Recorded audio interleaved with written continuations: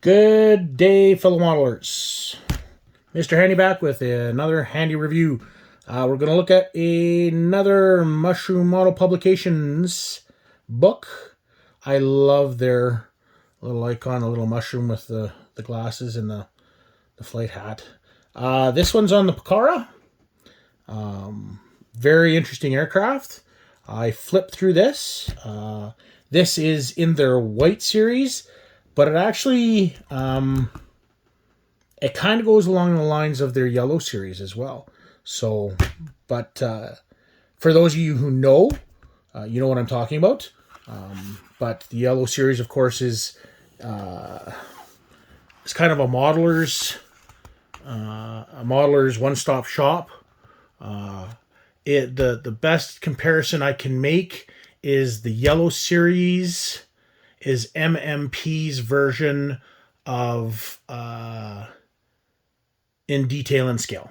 That's my best in detail and scale. In my opinion, is one of the best modeling references out there. The only issue that I have with them is that some of them don't come with the scale drawings. MMP usually comes with the scale drawings, but again, it depends. So this one is their white. I'm not too sure what the white is about. I think it just kind of focuses on one aircraft and gives you the stuff on this. Of course, those who know about the Pucara know that this is Argentina's. This is one of Argentina's indigenous designs. It is a very cool-looking aircraft. They used it during the Falklands War, and I didn't realize it, but it was exported outside of South America. I know that there were some places in South America that use it, but I didn't realize that it was exported outside of South America, and we'll get into that when we get there. So here's our table of contents. You got your acknowledgments, introduction, forward. Chapter 1, the origin of the Pucara, basically goes through, as an origin would, of how it was produced and why, and further development and initial exports, so that we talk about the exports of it. The Chapter 3 is the South Atlantic conflict, so they talk about Falklands. Chapter 4 is the Pucara used in other countries and other conflicts.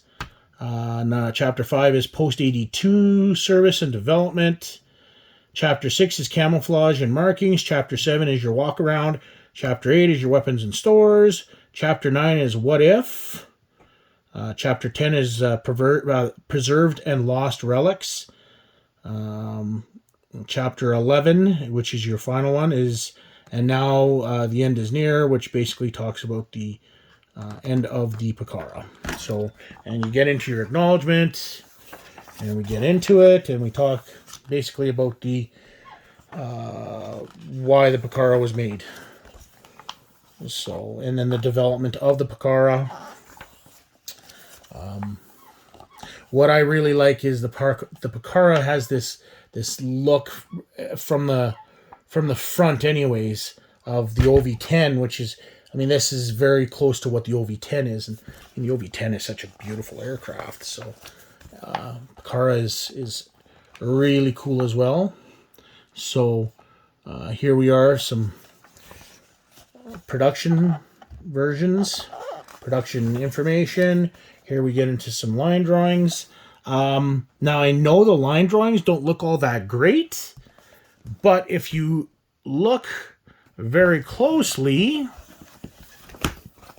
I don't know if you can see it or not, but they actually have, there on the brown it seems better, they actually have the rivet detail in on it as well, which is rather interesting. But when I first saw these pictures, I was a little disappointed, felt a little bit gypped, but you got to take the good with the bad.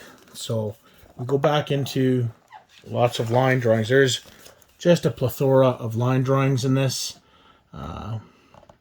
Here we got, this is a great camouflage, but it's a what if. So we talk about the beginning of the first flights of the Pucara. Again, more line drawings. There's lots and lots and lots of line drawings. Weapons testing. More weapons testing. Talking about the ejection seat and an actual illustration of the ejection seat, which is the Mark 6, Martin Baker Mark 6, which is, if I'm not mistaken, I'm not even going to get into it because I'm not totally sure. I think it's also used on a lot of the other British aircraft. Martin Baker Mark 6, I think, was used in the Lightning and the training versions to the Jeet, which is the Indian version of the Nat. So I think I use it in that as well. Anyways, as we continue on, here we go into chapter 2, which is initial exports. So of course, there's the Argentinian Air Force, which, bought it. But as we go through, there's some countries that, like I said, I didn't even realize actually used it. More camouflage, the Argentinians.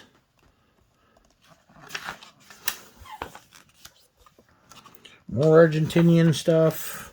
Even more Argentinian. Didn't really talk about a lot of the initial. Obviously, the initial buyers were the Argentinian Air Force. Now we get into Falklands. And, of course,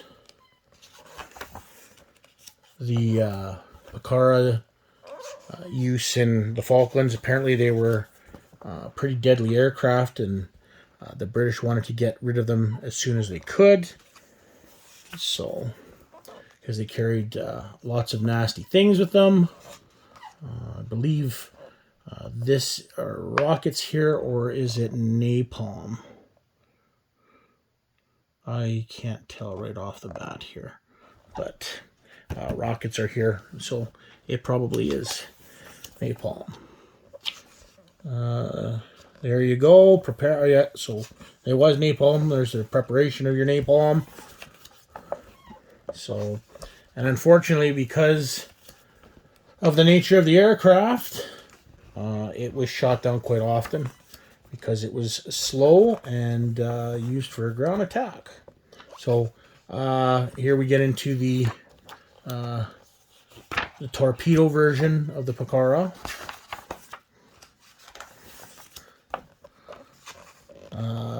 Then we have more stuff about British war booty of Pucaras. They basically are talking about the evaluation of the Pucara. And then here we get into Uruguay and other places. So I love this nose art for that.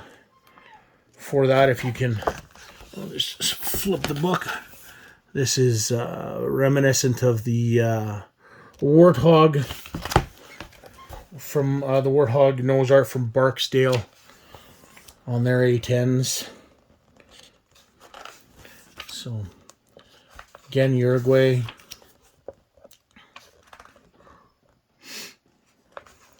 I believe this is Sri Lanka. I thought it was Chile and Cuba. So there's Colombia, sorry. Colombia and Sri Lanka, who obviously use it as well. Here's the post-82 service of Argentinian Pucaras. They talk about using it as drug interdiction aircraft.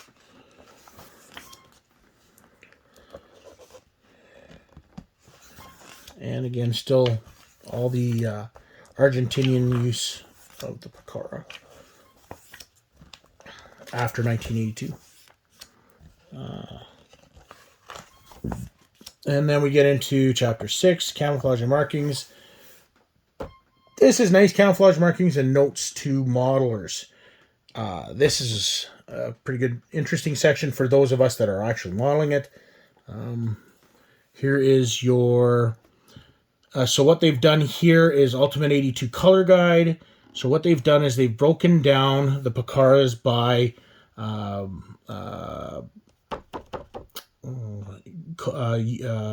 aircraft number. They've got the actual colors for the top surface and the second top color, your undersurface, and then any notes. So there's let's see, FS matching pieces of A509 and A517, Testers Tan 17F, Molac Green. So it kind of gives you all these extra little hints about the camouflages. That's really interesting, actually. I didn't realize they did that in some of these. That's neat, like that. And then we get into a bit of just a little bit of a walk around. Now we get right into the walk around, which is absolutely fabulous. So all the nooks and crannies of the fuselage, all the hidden stuff that we don't get to usually see when we're looking. There's your cockpit and the back seat and more information of the cockpit. So again, this is the bread and butter of these MMP books. This is usually what is in a yellow series book. You have all this cockpit pictures and the nice walk around. Interior colors, so it actually tells you the interior colors and what years. There's details of the engine. Again, more walk around of the outside. Nice pictures of the wheel wells. We get pictures of the weapons and stores carried and actually what the weapon looks like, which is very interesting as well. Again, more of, wow, that's interesting, rockets. So, Martin Pescador on A545 with seeker head exposed. Martin Kingfisher, so apparently it's called the Kingfisher Missile. So I've never even heard of this, so it'll be interesting to read up on that. Not going to bore you with it. Again, here's another rocket or another weapon system being used by the Argentinians. This almost looks like a drone of some type. So, this was my mistake. I thought these were actual escorts, but it says what if. Because I was actually kind of surprised as I was going through this, and I looked up and I saw Iraq. And I'm like, what? I didn't know Iraq used the Pucara. So, and yeah, now that I read it properly, and same thing, Egyptian is like, what? They used the Pucara? Yeah, it's my mistake. I thought they were export versions. My mistake. There are, again, some nice line drawings. This was going to be the civil version of the Pucara with a cargo compartment. And then here's your preserved Pucaras all over the world, wherever they may be. One's in Argentina. I believe here's the UK ones that were taken over as war booty. And then we get into, again, stuff like this, Chapter 11. And then this is basically the end and all the serials. This is the individual aircraft summaries for all the aircraft. So here's your construction number, your serial, your later serial, and then just your notes and what actually happened to the aircraft. It goes quite far, and then we get into the other countries. So this one here is this is a daily operation log from 1982 of Pucaras by the Argentinians. And just basically a summary. And then here we get a timeline of the... So here's just kind of a timeline of operations and attrition of the Pucara. And then we just have a little bit about the authors. And then your bibliography. So, this is a great book because it's really hard to find stuff on the Pucara. And if you're like me and like the Pucara, well, you know, this is basically your only book. Like I said, this is set up very much like a Yellow Series book. And I don't know why they have the different series. But this is set up very much like a Yellow Series book. The only thing I wish that they had in this was scale drawings. And that's my biggest thing always, is scale drawings. I'm pretty sure that they probably sell them separately. Maybe that's Mushroom MMP's thing now. But yeah, if you go back to take a look at some of their older Yellow Series ones, there was always scale drawings of all the aircraft and everything. So we'll take a look at one of the older ones at some point in time here. But there's your Pucara Story. If you are interested in the Pucara, definitely worth the money. This one, again, because it's out of production, and MMP is always, like, when it comes to production runs, I don't know whether they obviously only make a certain amount and then shut it down because, you know, MMP stuff is so hard to find. But this one I got on eBay. This one I paid a little more for. This was about $45 Canadian. So it's worth it because, like I said, it's out of production. But I really wish MMP would start re-releasing these books along with their Yellow Series. I wish they would make them a little more available because they're very useful. I mean, they are very useful. They're the only other book company with regards to their older stuff. The only book company that basically had everything in the book as a modeler that you could want. So, I mean, just to build the kit, they had your scale plans, they had your pictures, they had everything. Like I said, they were Europe's version of Detail and Scale. So, and they still are. They're Europe's version of Detail and Scale. It's too bad that the two don't learn from each other a little bit. Because, like I said, one of the things that Detail and Scale could learn from MMP was to put in scale drawings, and MMP could learn a little bit more consistency with regards to the things that they put out in their books. But they're definitely filled with lots of information. You're looking at like 150 pages in this. And again, like I said, it's the Pucara, so there's not a lot of references out there in publications with regards to the Pucara. So, anyways, that's it for this review. Hope you enjoy modeling. Hope you enjoy modeling. Ending these is always a bit of a pain in the ass, or is a pain in the butt. So, happy modeling.